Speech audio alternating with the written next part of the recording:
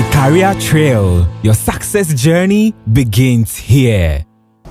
It is a new week, a new day, and of course another edition of the Career Trail right here on JoyNews and Joy Learning. Who is my guest for this week? Let's take a look at the profile video.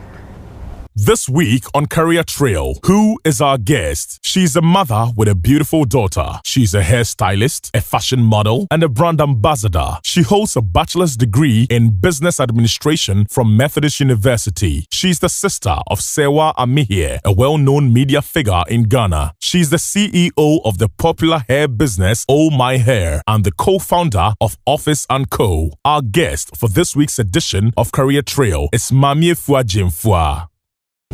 So you have it right there. If you are ready, I was definitely born ready to do this.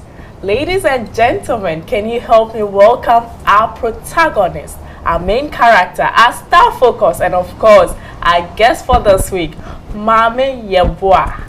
Mami Gyamfua Yeboah, the CEO of Oh My Hair. How are you doing? Fantastic. Welcome to the amazing. show. Thank you. Thank you for having me.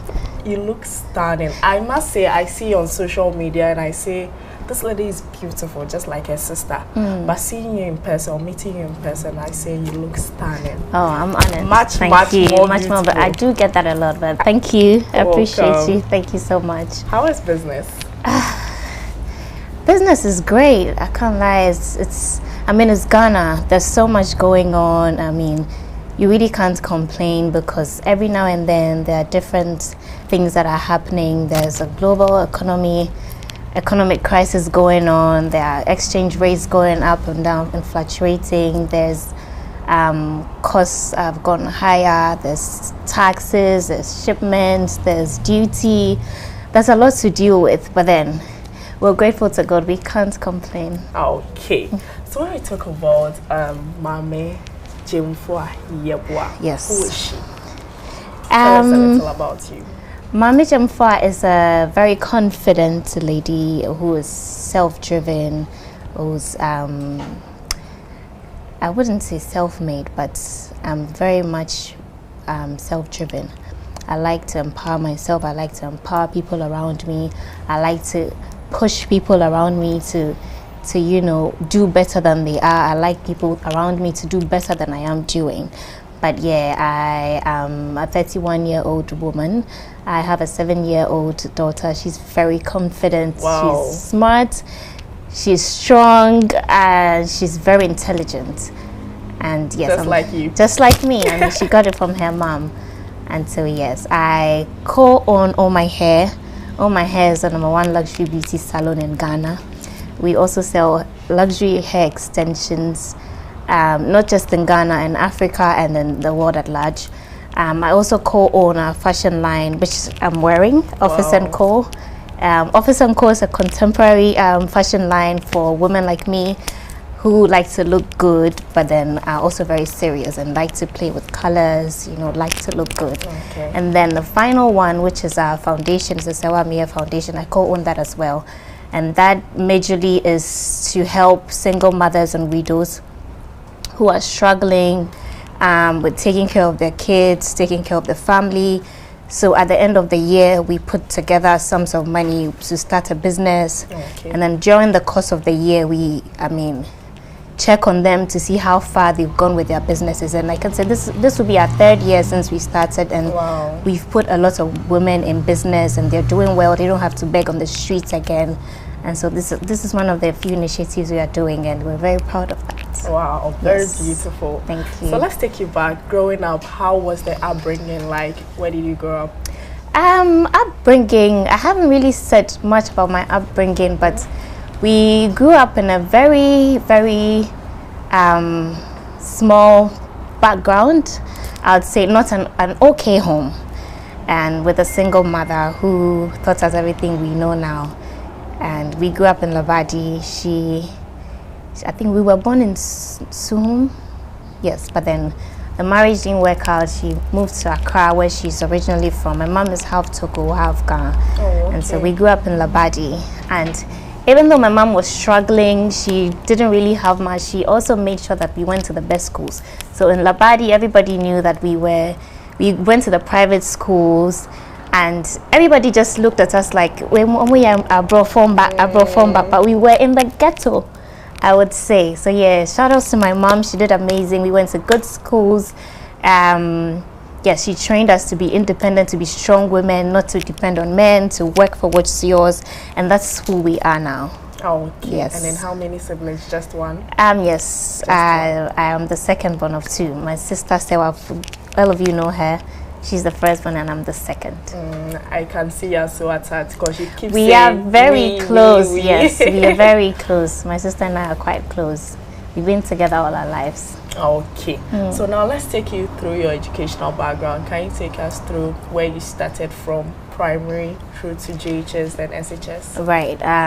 So for primary school, I did Martin Luther. Martin Luther is a private school in Labadi. Okay. And then I did Laboni SDA. And then for secondary school, I did Abuakwa State College. That's in the Eastern Region, Chebi. That's where our president comes from.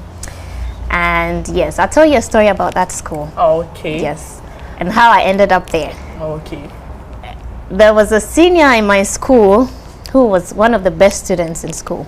And then he went to that school and came back and said his school was perfect because no one knew about the school. And then we were crazy about the Achimota, Laboni Secondary School, Accra Girls, Wesley Girls.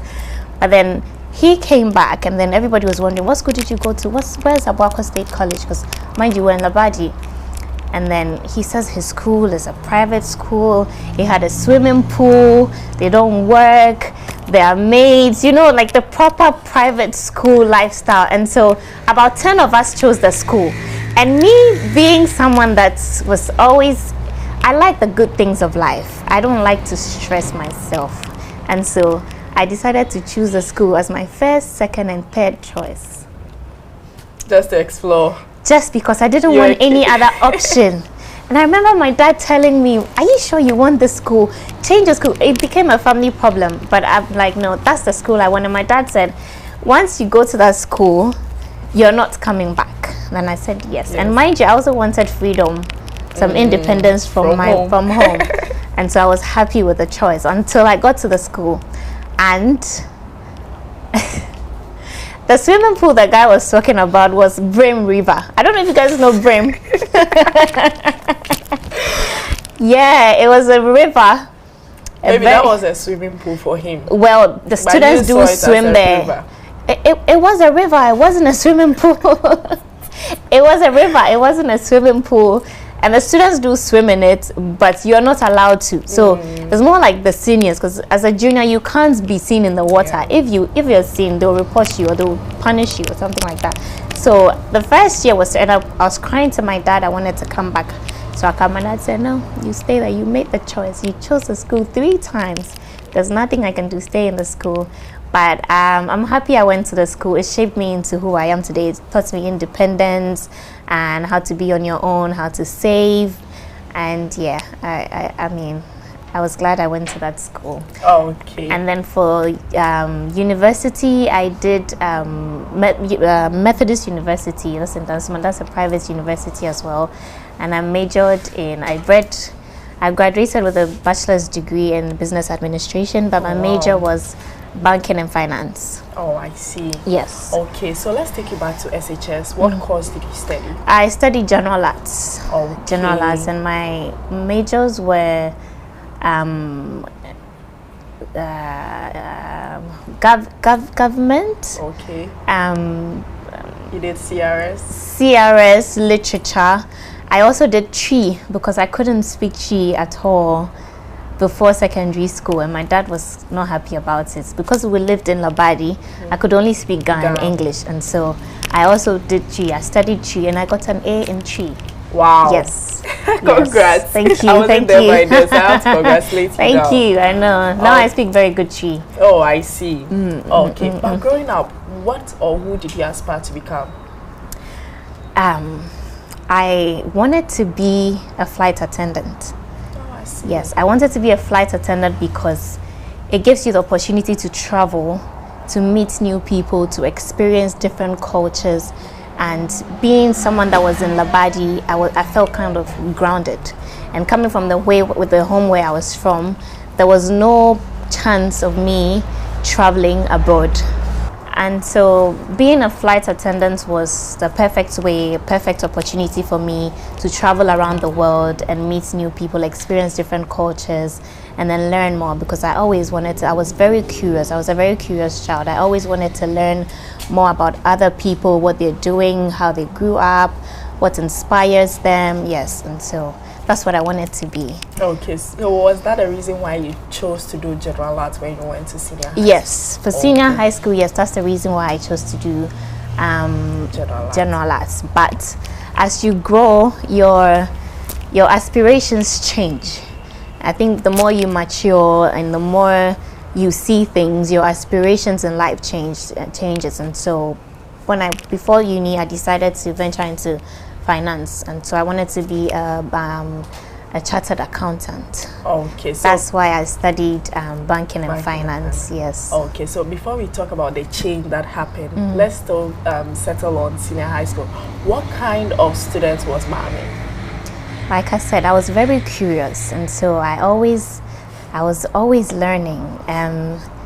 Not learning as a nerd learner, because then I would have studied science, but because of general arts, and my major subject was literature. Okay. And so you'd always find me reading all the books, the Chinua Achebes, the Gods Are Not to Blame, all the story books. I was always reading it. Even at my casual time when we're all sitting down playing, you find me with a book, reading a storybook, trying to better my English, trying to better just broaden my knowledge. Yes. Okay. So yeah, apart from that, I wasn't into entertainment. Yeah, I was.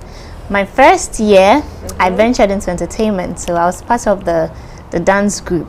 Oh, I see. And so they call it, no, it's not matriculation, newcomers night or something. There's something, it had a name. And then we went to go perform, and I flopped. We were dancing, everybody was going up, then I went down, and then the whole school knew me by then. They gave me some funny name, I can't remember, I don't want to remember. But yeah, that was a turning point for me. I'm like, no, this is not for me, and so I didn't pursue it anymore. Okay, but yeah. Any worst experience aside this one? It would be, it would be getting suspended from school. Wow, why? Yeah. I followed bad friends. My friends had guests in school. We weren't supposed to receive guests that day. And then my friend had some visitors, and then I decided to follow them. And then unfortunately, my mom was someone who she is into our lives, and so every school we go to, you have to know her. She introduces herself to the headmaster, she introduces herself to the senior house mistress, and so everybody knows you are being checked on. And so when the senior house master passed by, he wanted us to go, and then I left because I knew that he knew me, but then the rest of them didn't leave. But unfortunately for me, he didn't know them, he knew me. And so on Monday, he came to look for me and said, I saw you.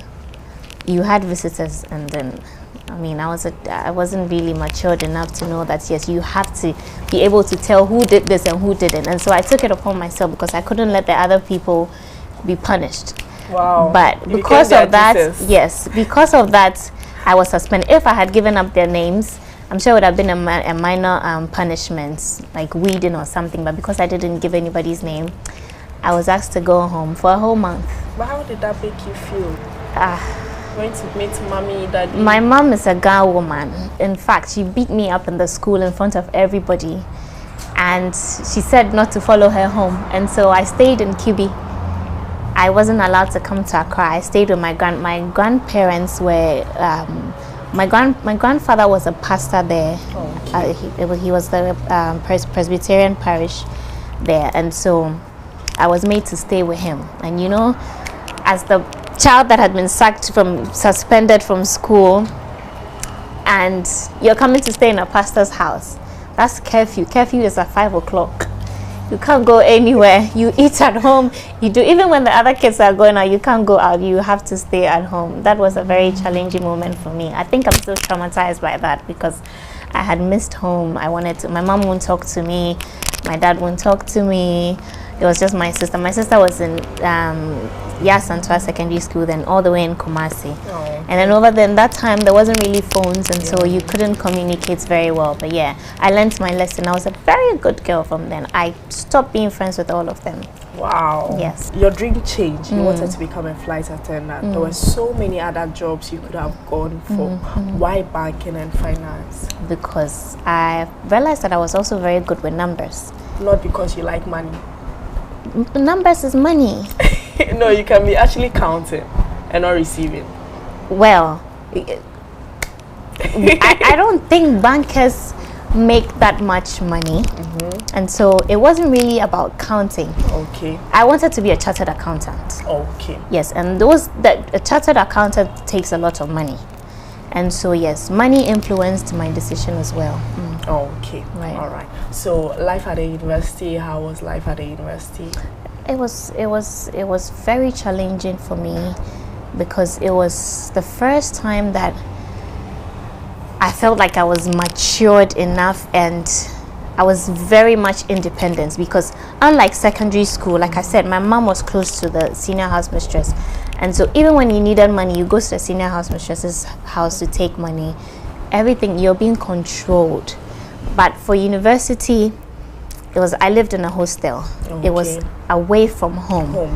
And so there were so many things that I didn't know that I was rushing to, because when you grow up with a very strict mom, you can't have friends.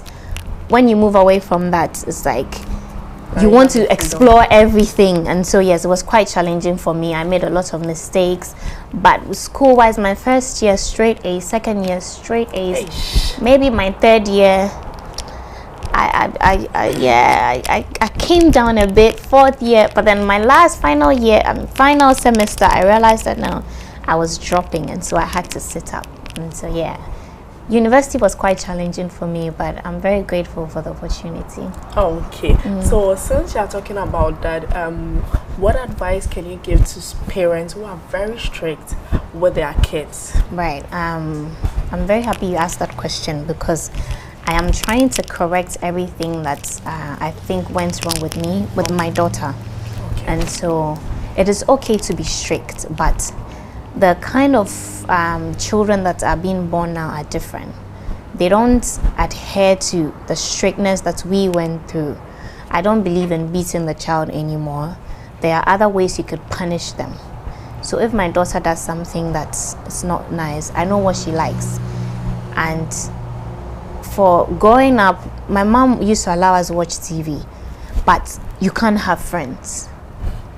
You see, we lived, at a point we lived in a compound house, and sometimes we all close at the same time. We don't go to the same school, but then we meet at the junction.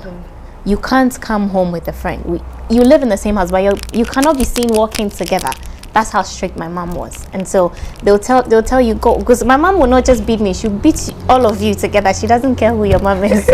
And so we'll play and everything, but once we get to the junction, they'll tell you, okay, you take the lead. But I don't do that. I don't think that is it just makes the kids rebellious. They tend to start to look for things that they are not supposed to. They do things that they are not supposed to because they are curious, because there are other people that are doing things that they can't do. We lived at Labadi Beach, but I never went to we lived at Labadi, but I never went to Labadi Beach until I was in university. Wow. Yes, that's how strict my mom was. And so yes, from your question, I don't think that's the olden way of treating kids is right. It shouldn't be done anymore. Just find the balance. Okay, thank you for that education. So now let's talk about life after university. What next? Where did you do your internship, national service? Yes, so I did my national service at the Ministry of Foreign Affairs. Oh, I see. Yes, at the Internal Audit Department. And then again, there was a career change. Wow, we want to hear. Yes, I did. I went to the Ministry of Foreign Affairs. My director, Mrs. Charlotte, she became my mentor, and then she had served in different countries. She was a diplomat, and I looked up to her. I liked her because she was very inspirational, and she liked me, and so she started grooming me to get into being a diplomat. And so then again, my career path changed. I wanted to be a diplomat. Wow. Yeah. From flight attendant to a chartered accountant. and now to a diplomat, yes. Now, after your service, were you retained? What happened after service? Yes, I wasn't retained, but my director got me a job at the state protocol. Oh, okay. Yes. Okay. What were you doing? I didn't get to go to the state protocol. Yes. What happened? It looks like at every point in your life, there's a change. Yeah, something major happens, and so just before I could start work at the state protocol, I found out that I was pregnant. Next week on the Career Trail. All my hair started just when I finished university. My breakthrough happened when a hair company in the UK, Virgin Teas, they sent me an email to be their brand ambassador. Through this business, I've been able to connect to powerful women, powerful people. We've styled first ladies, second ladies, construct a complete and meaningful sentence using the letters of Ghana. Okay.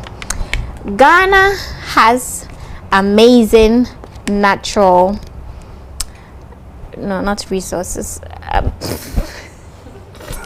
amenities.